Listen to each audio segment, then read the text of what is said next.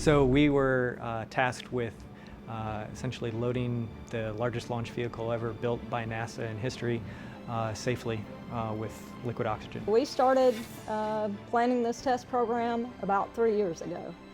We started by doing a water development test, and we learned a lot in that test. This is the first time that we've built a test article just like this. It's very unique to any other lock system on a launch vehicle ever built. It's different than Saturn, it's different than Delta, it's different than Shuttle, and so there's a lot of unique things we needed to learn. Today was our 12th day of testing. We have a total of around 20 test days for our entire test program. The test program was designed to make sure that we had all of the possibilities, all the variables enveloped, things like ambient temperatures, failures of bleed valves on the engines, failures of helium injection, facility failures where we lose supply of liquid oxygen. We've spent a lot of time in that realm and failing certain things that could fail, and make sure that we have the right control knobs on and in place to maintain the system's safety.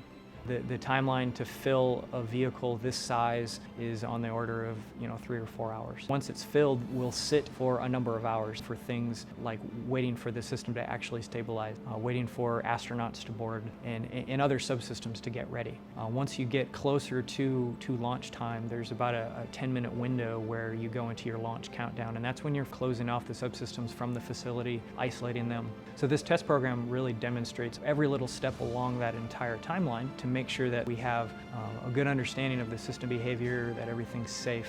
And that's what building the rocket is all about, is taking all of those complex pieces, putting them all together, and being able to then go test our operations to have a successful launch of the largest rocket that's ever been built.